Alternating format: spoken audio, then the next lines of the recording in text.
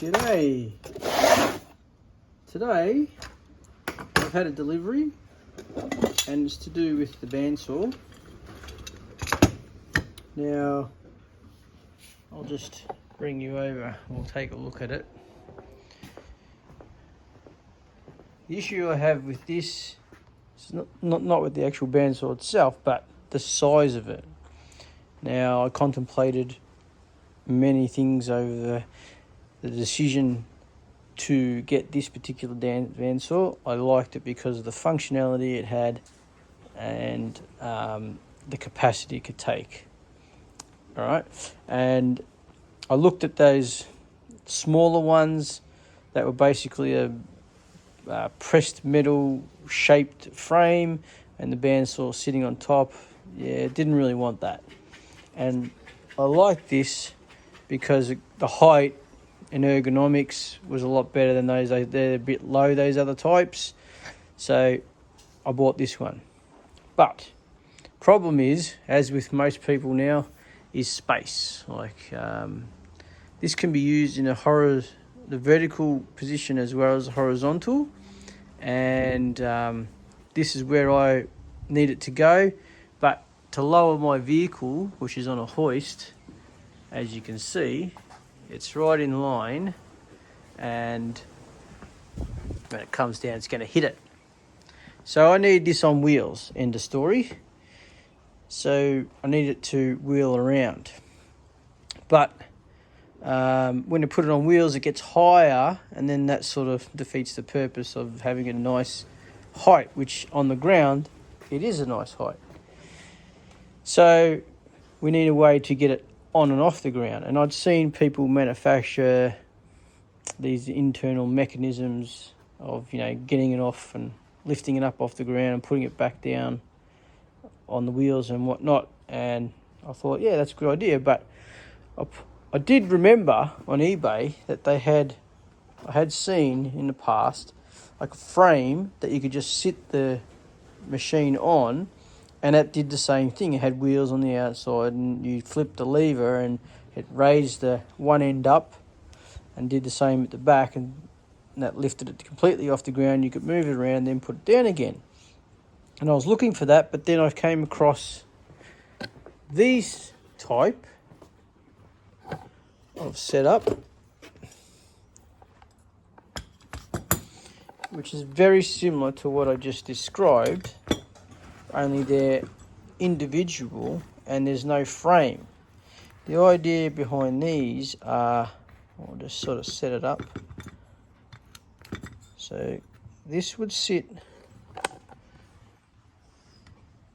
up here and your wheel would sit somewhere around there. And this, by the drawing, actually I can show you the picture, probably on the instructions, might be a little bit easier. Okay, when the lever is up, this part of the wheel is allowed to pivot. Okay, so there's a cam here, and it's rounded when it's sitting on the air, and then, well, actually it could sit as far up as onto that flat. I think that's the idea of it. And even though the wheel is not flush with the bottom here, it doesn't need to be, because they require just over a 2-inch gap between here and the base of your machine, and that gets the wheel off the ground so that the machine can sit on the ground. And then when you want to move the machine, you pull this down with your foot on here, and that levers the wheel down till it sits on flat there, and that raises your machine off the ground ever so slightly to get it off. And you have 4 of these, one on each corner, and one Ad even suggested that you can tie the two wheels together at each end by, attaching a bit of wood or a bit of steel between the two, so that you could just push on the front of it to lift it up, do both wheels at the same time. Because if you do one at a time, it's going to bring the machine up on a diagonal until you can get the other side up. It may be easier, and I'm thinking about doing that, just drilling a hole into here, or two holes to stop it. Well, it shouldn't pivot because these won't let it pivot. Maybe one hole in there and one on another one, so you can have like a foot brake, push down on it, and that would lift the machine up. So that's the plan, is to install these today. Well, I don't have enough bolts. I've only got 6 bolts, and I sort of need 4 for each, so I'll have to get some more bolts, but I know the size of the bolts and they are the right size, so I can always drill the holes and get the bolts later to fit them. Now, the drawings, the instructions state, and it's over here, and these are in inches. Well, I don't know why, because it sort of references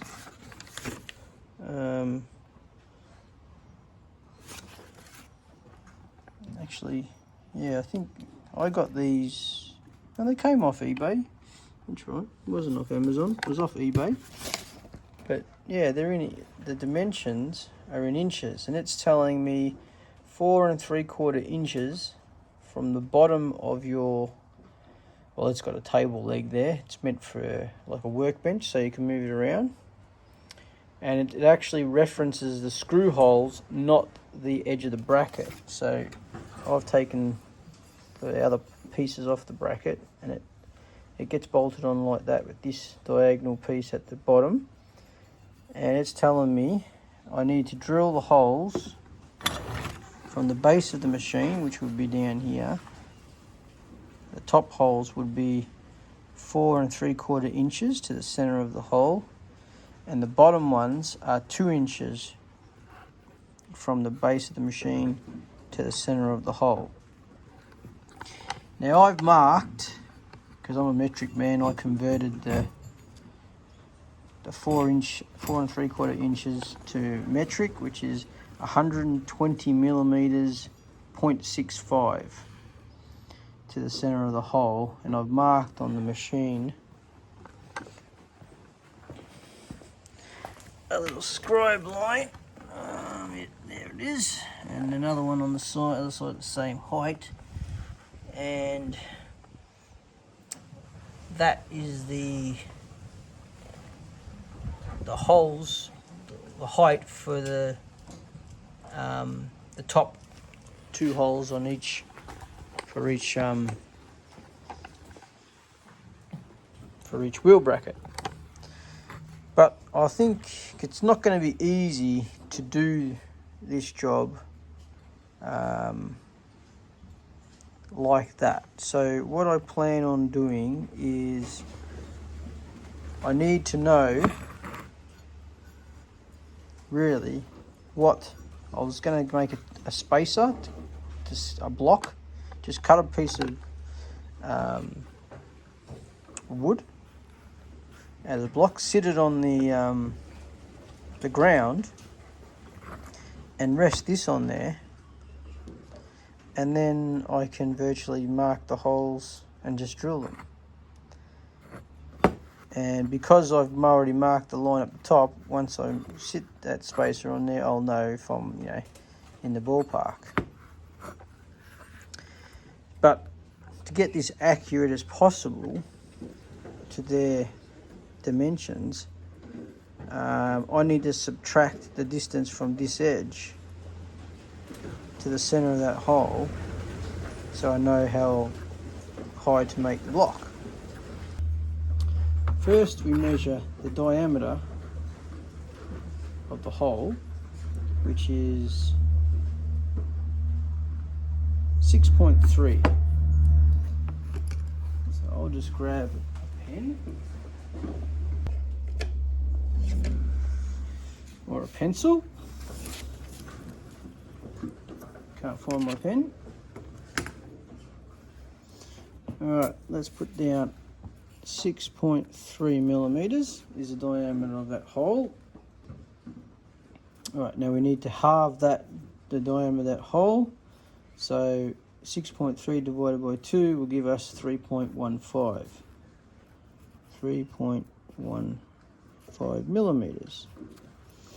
Okay. So now we know the distance from the edge, the bottom of this hole, to the center of the hole is 3.15 millimeters. Now all we need to do is measure from the bottom of the hole to the outside of the bracket,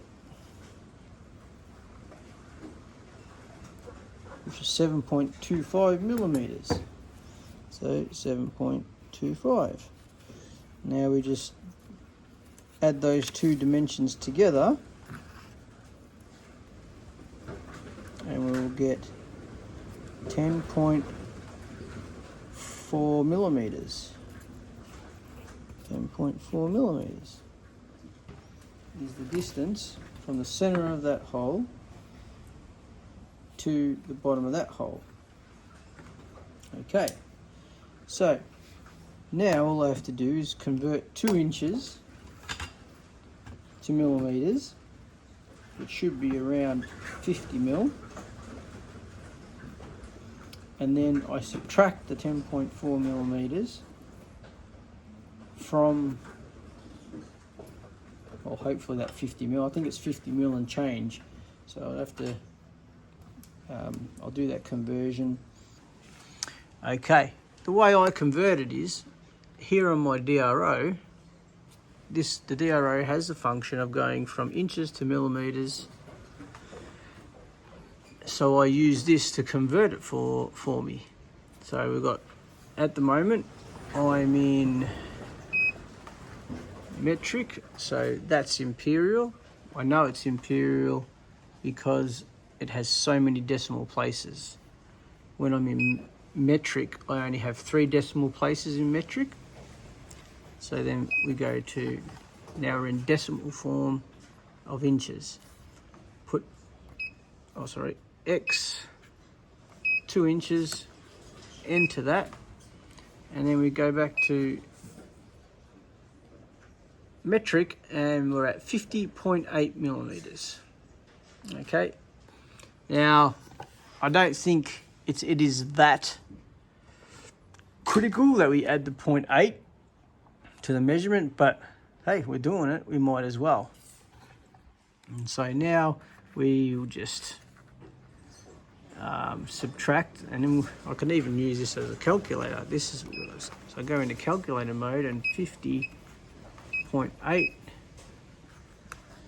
minus 10.4 equals 40.4 millimeters. I could have done that in my head, but yeah, you can. I just thought I'd show you another functionality of the modern DROs. And this is nothing special, it's a Chinese whatever. There's the model there, SNS. It looks like version 3. It's 4 axes DRO. Okay, so back to that, just clears it out of the calculation, and we're done with that. So 40.4 millimeters is the height of the block that I need to make, and then I can just rest the block on the ground, rest this bracket in the position that I want it to be, and I can mark, or I can just even clamp it and drill straight through there, but I think I'll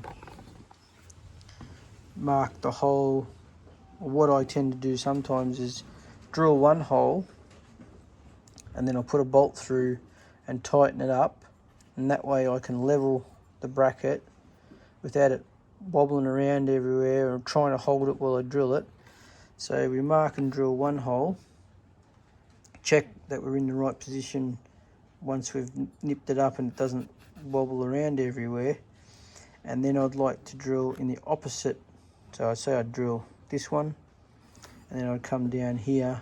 With that tight, I could position this, and I could put a level on here and on the bottom to make sure that I am, well, with the block under there, it should stay level anyway, as long as I've cut the block level flat.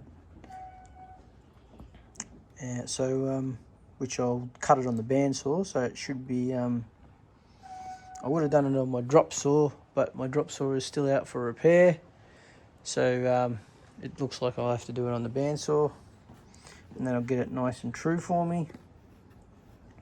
And yeah, we'll put our block there, we'll drill this one first, and then put the bolt in, hold it tight, and then drill this one. We've got a bit of clearance because these are 6mm bits and this is 6.3mm, and generally the size of a M6 bolt will be under 6mm anyway. You're probably looking around 5.8, so that gives us over 0.5 mil of clearance. So I can drill these at 6mm and the bolt will still go through, and that way I can drill it within this hole, and that way if the bolt doesn't fit through, I can then remove this, drill it a little bit larger, maybe 6.5 or in between 6 and 6.5, using an imperial drill to give me that little bit of clearance I need if the bolt's a bit tight, but they generally go in. And then with that fixed, I can then continue to use this as a pattern and like a pattern, a guide, and drill the other two. Or you could use transfer punches once you head on there to do a center punch on the transfers. But yeah, this is just as easy. There are many ways to do it, but this is how I do it. I use a block, and this way I can get, it's just a lot easier. I don't have to keep marking and scratching lines, because yeah, marking the height on the center line, yeah, it's all well and good if you could stick it on a bench and do it, but it's yeah, a little bit difficult because it's so low down to the ground, and getting a drill in there, yeah, I just think it'd be easier this way. So I'll cut that block and we'll set it up. We'll make the cut for the block that we need, 40.4mm, and we'll get it going. I'll just get the material ready and then we'll come back and cut it. Alright, here we are on the bandsaw, and I've got a bit of wood here, and what I'm going to do is, first I'm going to make a cut just to get a nice straight edge, because I don't know how straight that edge is. So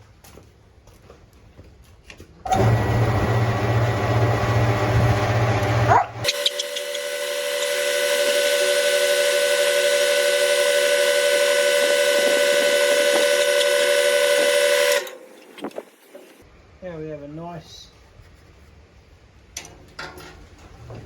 straight cut there. Bring this down, blade,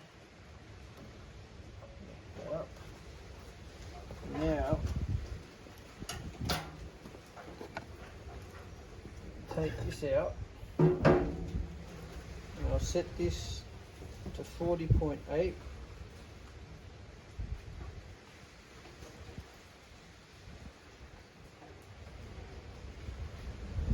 Mark the line there.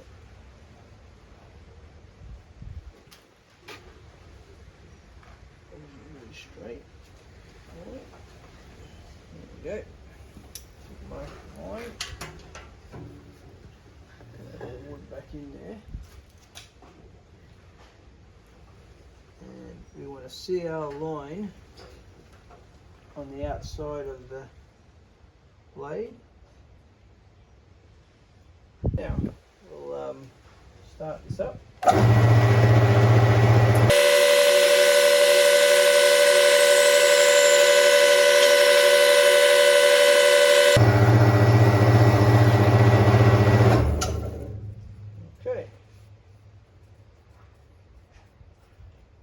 just run a bit of a file off that. Actually, it's pretty good, that edge, but just on the edge is a bit of a little quarter there.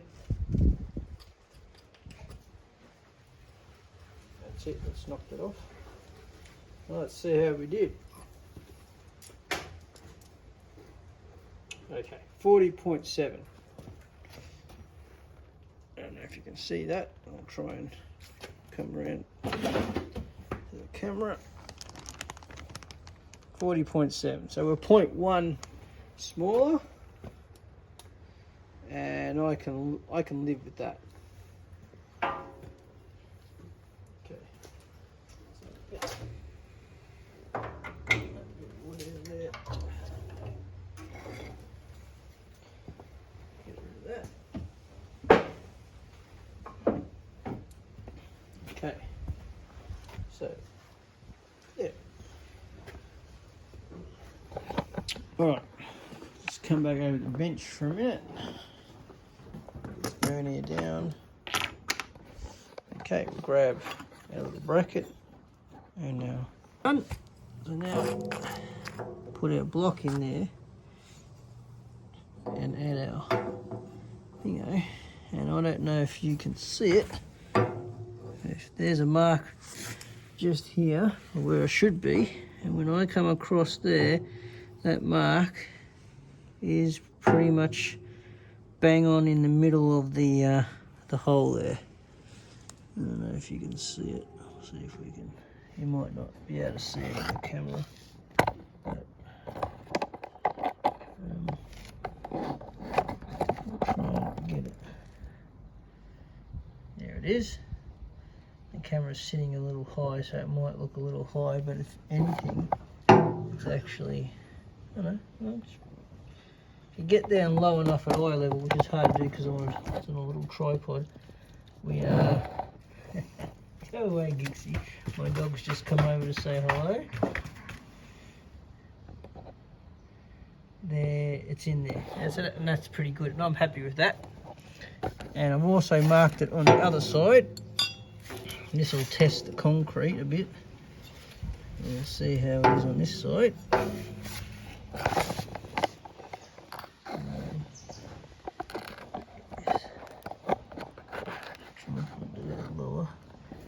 And it's on the middle hole line, and yeah, we're there. And because of the height of the tripod, you can't see it, but it is right on the center of the hole, pretty well within reason, I would.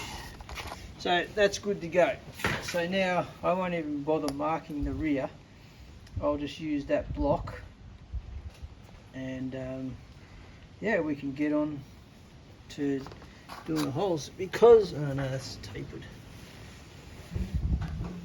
Okay, now what I'm going to do is work out how to hold that there. Yeah, I might know whether to have it slightly in. Might put the wheel on and see when the wheel's turned how far it sticks out, because I like, even when the wheel's pointed, because it's a swivel wheel, when it's pointed out this direction, I would like it so it's not, well, that won't matter anyway, because we've got so much overhang from this tray at the top here. Even if the wheel sticks out a little bit, but I would like to keep it flush with the end, or just inside, so that if there's something sticking out, rather than the wheel doesn't stick out and stop it getting hard up against something. So because the wheel was sticking out a little bit, but I don't think it stick out that much, but yeah, it's just my preference. I'd rather sit inside a little bit. So I'll get the wheel and I'll check that out, and then we can drill a hole and do whatever. But first I'll take this cover off to make sure, because I have a coolant tank in there, and the last thing I want to do is drill through it. I think there's plenty of clearance, but it won't take me a couple of minutes to take those four bolts out and just check. the last thing I want to do is drill a hole in my coolant tank. But I think it's well clear of those corners anyway. But yeah, just something you want to be mindful of when you're drilling into a cavity and you know that there's something in there. Well, even if you don't know that there's something in there, it's always good to check just in case there is something that you could damage or something dangerous that could maybe even electrocute you or anything like that. There are wires in there to start the pump, so that's another thing, but I'm pretty sure they are out of the way of those areas where I'm going to be drilling. But like I said, let's just be safe and take that cover off and have a look. Okay, we've got the cover off. Here's our coolant tank. Alright, and like down in here where we're going to drill is nothing. That back corner is nothing. Same as this corner. This corner there, we've got a cable which is running down there. There's plenty of room, but just for safety's sake, I'll lift it up and just move it over here where it can't get in the way. Okay, so now we're totally clear of it and nothing's gonna fall or get close to where we're going to be drilling, so no problems there. I don't think the drill bit would even reach that far anyway, so we're all good to go there.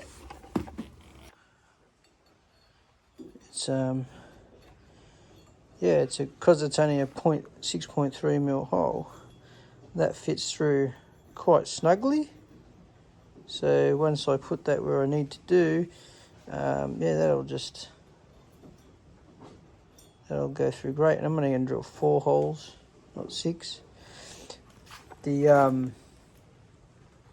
These wheels are rated, all 4 of them together, to lift 300, just over 300 kilo, and this weighs 275 kilos. So, got a fair bit to play with. They're not right on capacity.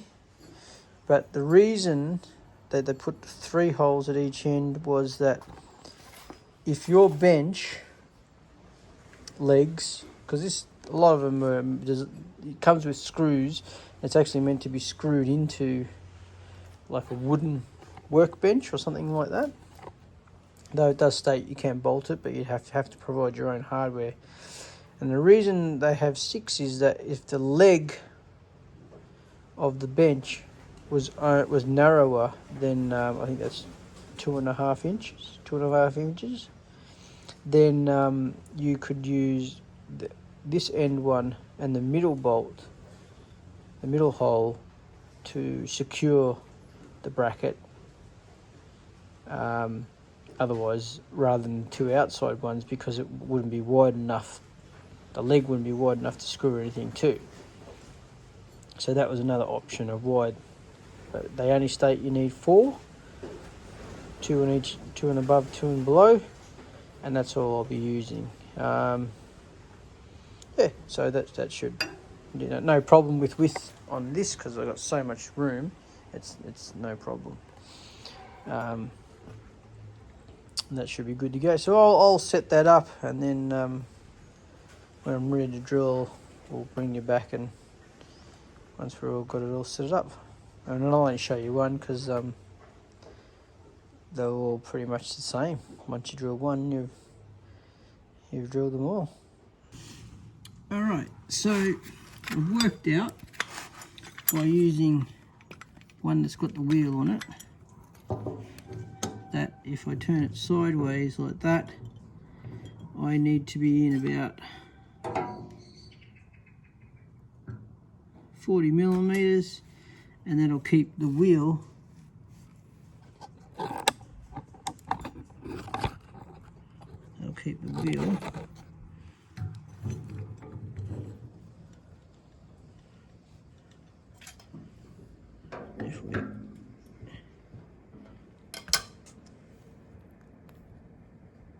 I'll keep the wheel inside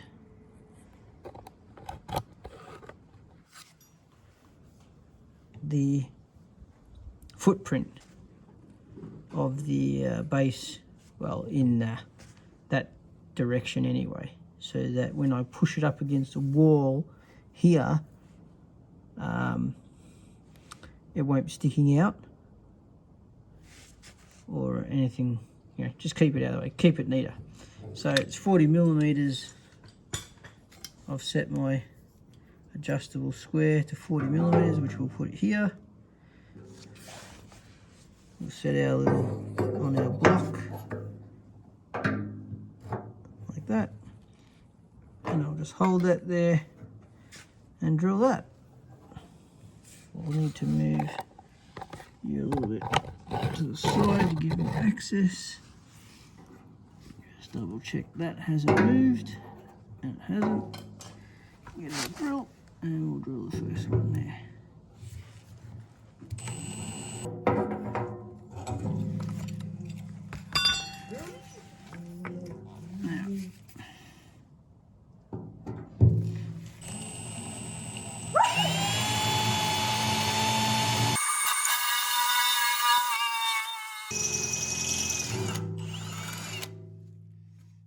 This is very quite thick steel.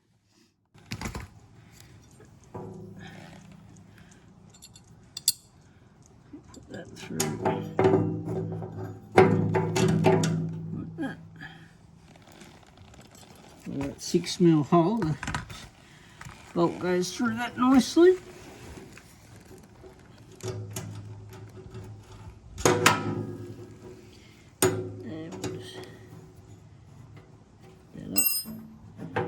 We want to be able to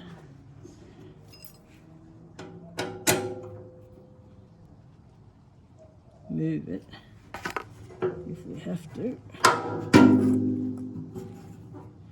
but we don't want it to move on its own. So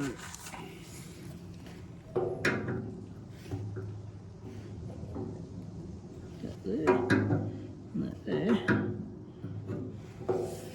Okay, now the plate, I'm assuming square here and here, but along this part there, it bows out because it's been like a pressed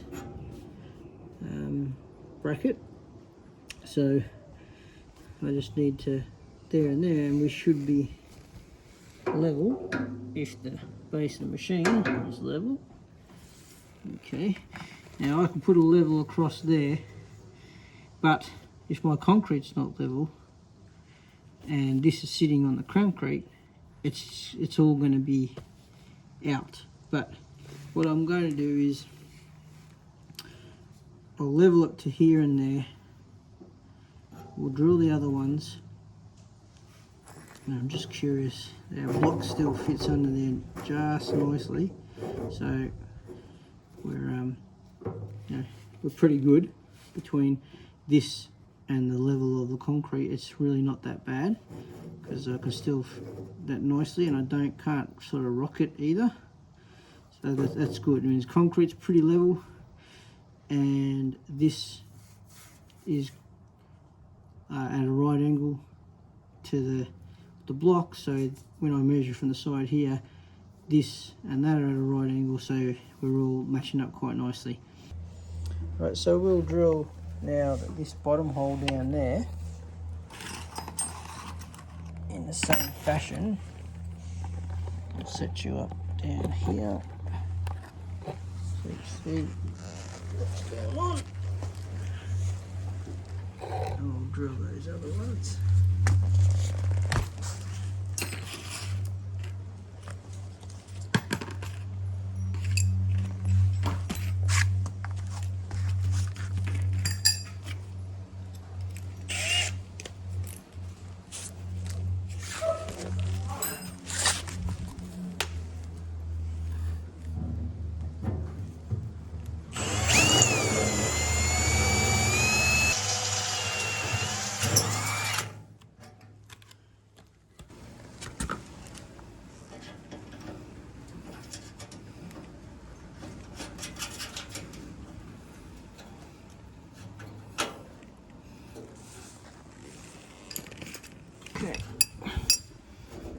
won't need that block anymore, but I will leave it there because it's such a nice fit.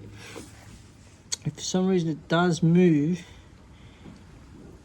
the block will only let it go so far, which I don't think it will. Oh, sorry, I'm just trying to get down low enough.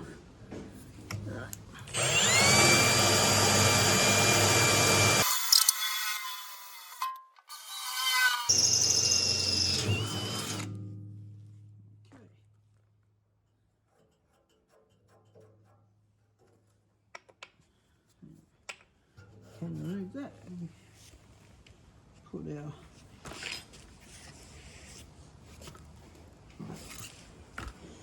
now I'm going to remove this now because I want to use this bracket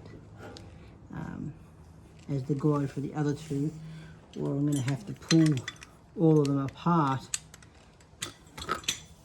to drill the holes on them. So, and this will also tell me if these holes match up with the other ones, because if they don't, then I'm going to have to do every one of them individually. But I'm assuming these are pressed, punched out on a machine, so they should be identical. But yeah, sometimes you don't know.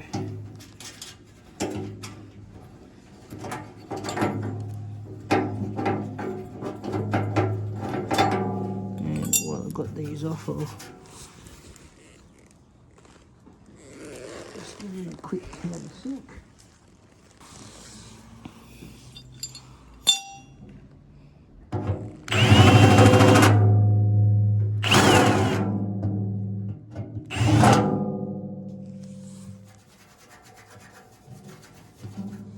Okay, not too bad.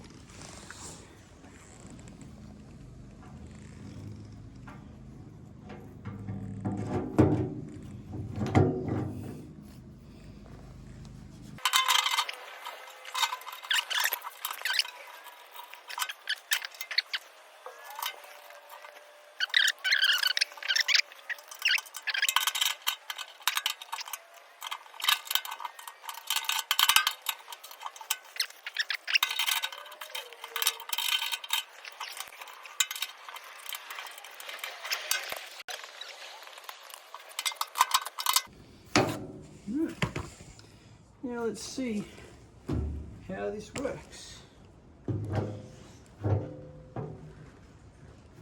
Ooh.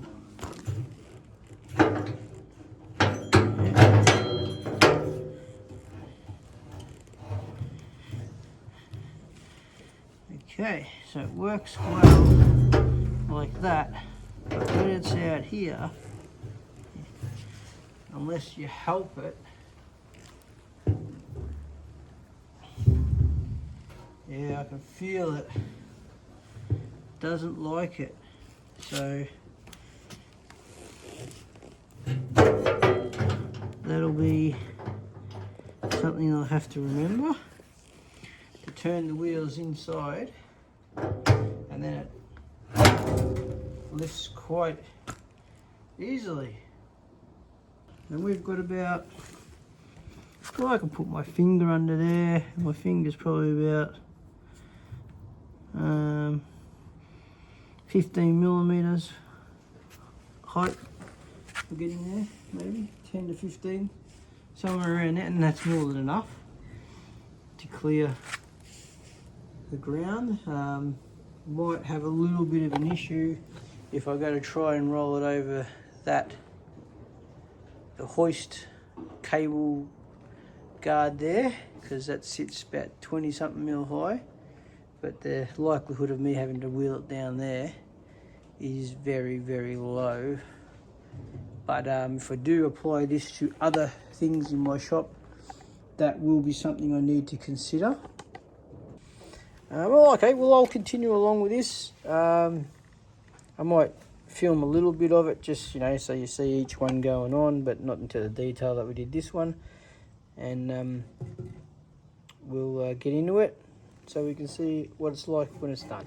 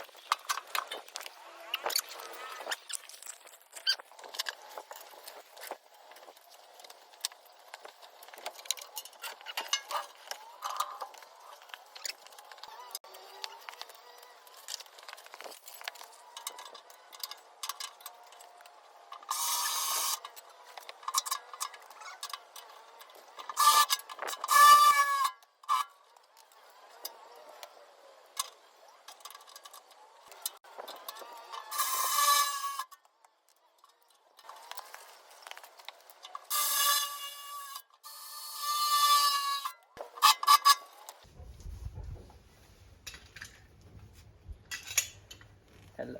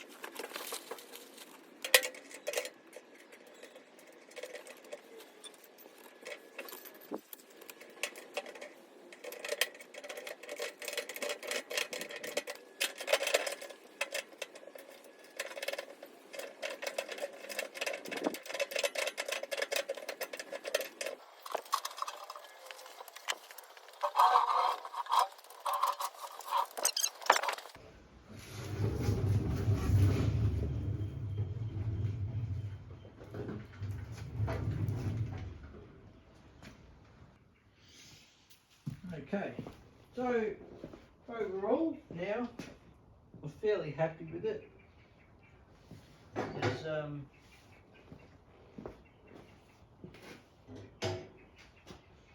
it is quite easy to lift up. I think I did think about joining these together on each end and having one thing to do both at the same time, but after testing it with the piece of wood just sitting on there, I think it's actually harder because you're trying to lift more of the weight of the machine, and it's actually quite easy to push it down with your foot one at a time.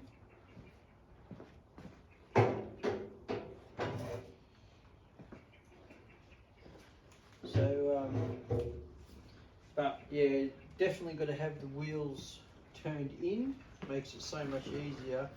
I tried doing it with the wheel turning out, and it just feels like it's bending something. So that's definitely a no-no. And I mean, it's not a big deal to do that. Once you wheel it into place, the back ones will face in anyway, so they'll be ready for the next time, and you've got really good access to the ones on the outside.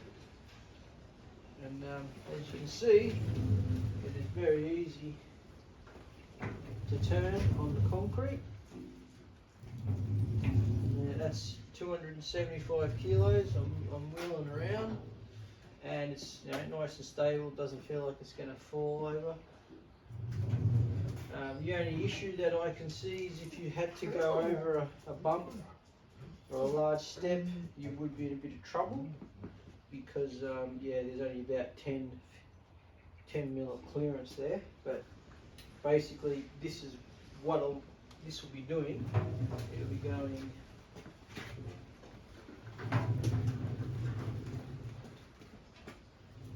the majority of the time.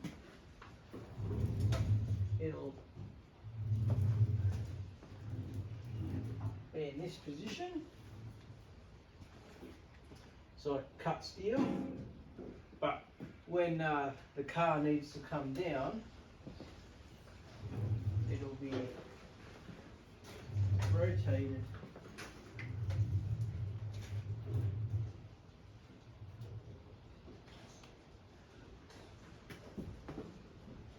and left in there, and it can be left on its wheels because it's not in the way. And seriously, most of the time I'll probably just leave it on the wheels, because I can still cut things on it. But if I'm probably cutting heavy things, I might put it down on the ground just for the stability. But yeah, I think it's more than capable of cutting it on the wheels. And that is a very simple solution to the problem that I had.